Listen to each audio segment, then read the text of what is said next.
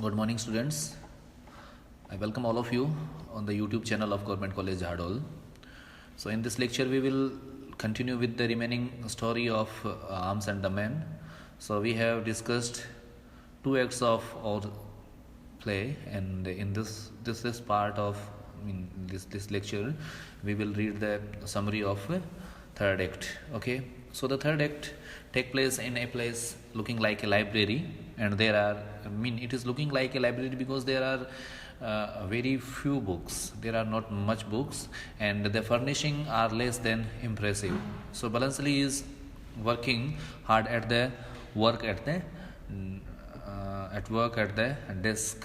Okay, this act take place in the house and the library of Major Petkoff's house. Okay, and Balansley is working hard on the desk, and Sergius is sitting with him, and he is also supposed to be working, but he is instead watching Balansley work, and nothing is quick and efficient progress. Major Petkoff is lounging happily on the ottoman, reading a newspaper. Rena is relaxing on the divan under a window, staring outside with a neglected novel in her lap.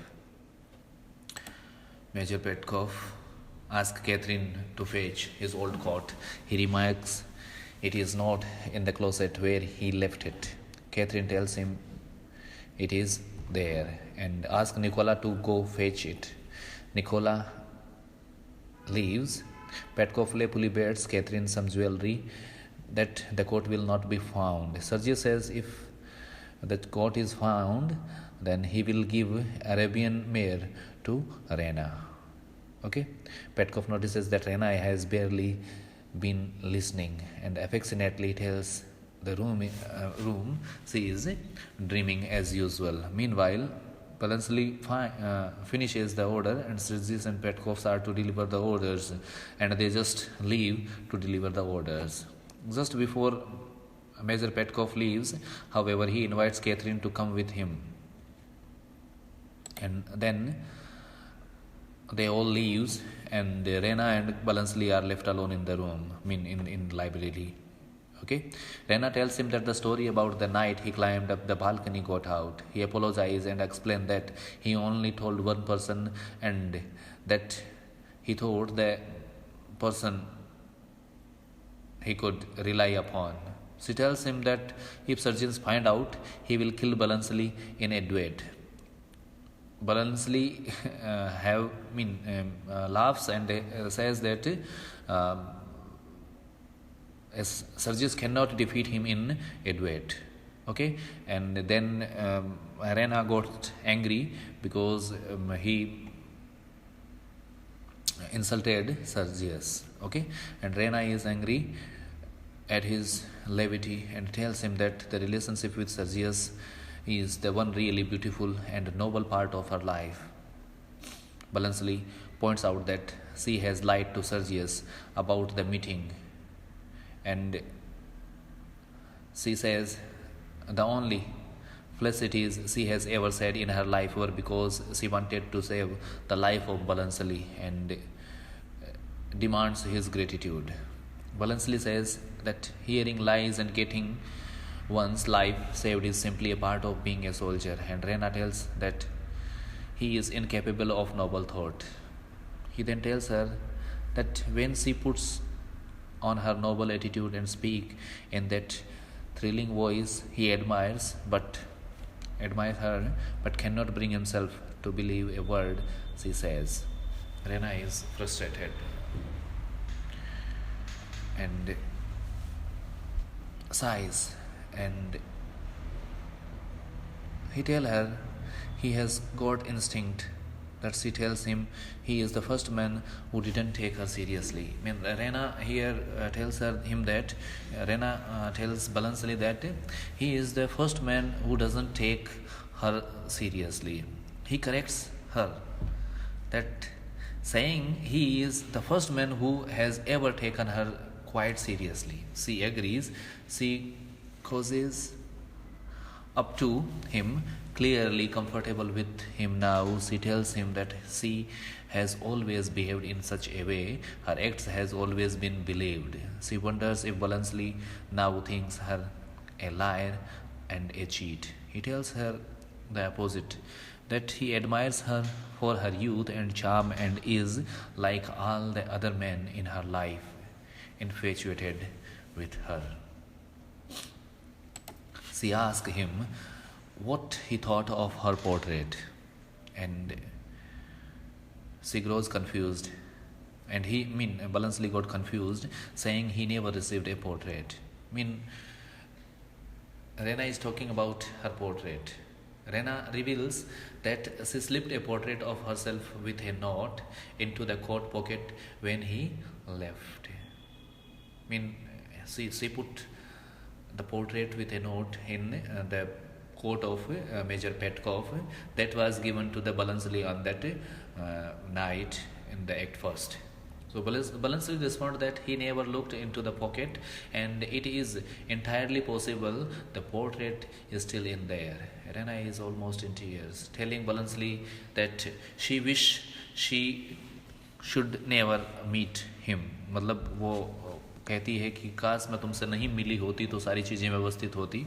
वो एक बार रोने जैसा acting भी करती है. Okay?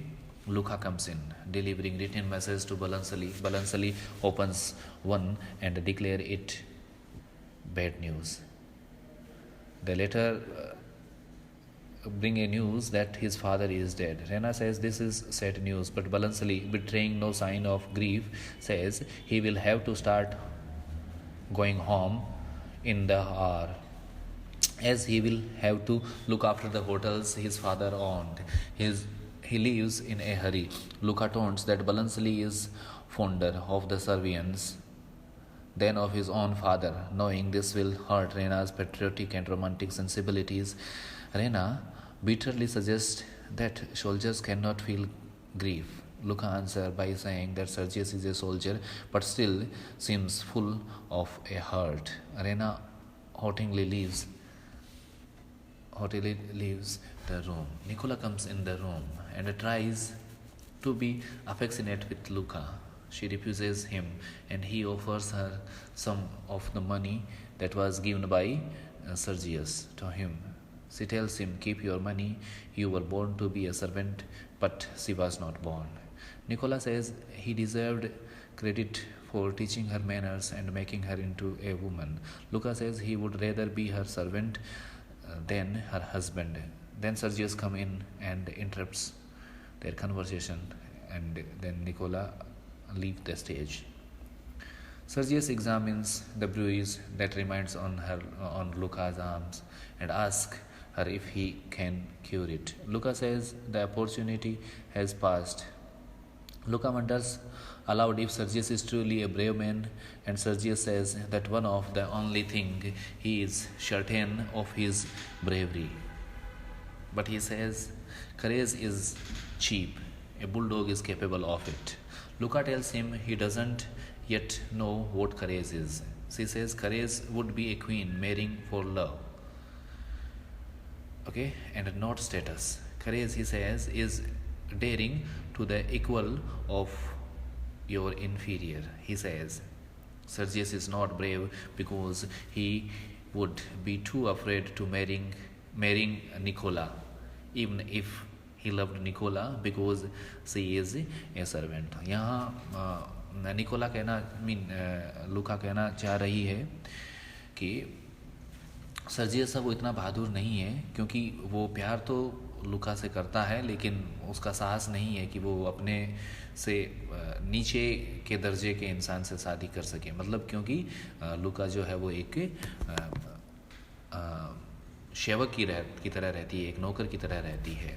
Sergius denies that, saying that if he loved her, he would be doing everything in his power to be with her. But he says he loved another woman and adds that Luca is simply jealous of Rena. Luca laughs at this and says Rena will marry Balansley, a man worth 10 of Sergius. Sergius takes her in his arms and insists he will kill the Swiss soldier, the Balansley. Luca says it is more likely the Swiss will kill him. He says he cannot believe Rena would be capable of dishonesty. And Luca wonders if Rena thinks he is capable of holding his arms like this. Sergius berates himself, calling himself a coward, liar, and a fool. Luca goes to leave, and he tells her she belongs to him. She asks him if he means to insult her. He says, "It means that you love me and that I have had you here in my arms." He then says, if he chooses to love her, he will not be a coward, and if he should ever touch her again, he will be touching his fiancée. Luca tells him, and she will not, for a long time. जब वो उसको अपनी बाहों में लेता है तो उसे छुड़ाते हुए लुका कहती है कि यदि तुम बहादुर हो या फिर तुम मुझसे प्यार करते हो या फिर तुम मुझसे शादी करना चाहते हो तो तुम डरपोक नहीं होगे, इससे तुम डरपोक साबित नहीं हो जाओगे, तुम एक बहादुर, और अगली बार जब तुम मुझे छूओगे तो तुम अपने फियांसे को छूओगे, या फिर तुम मुझे नहीं छूओगे, या फिर तुम मुझे अपने बाहों में नहीं ले सकते यदि तुम मुझसे प्यार नहीं करते हो। और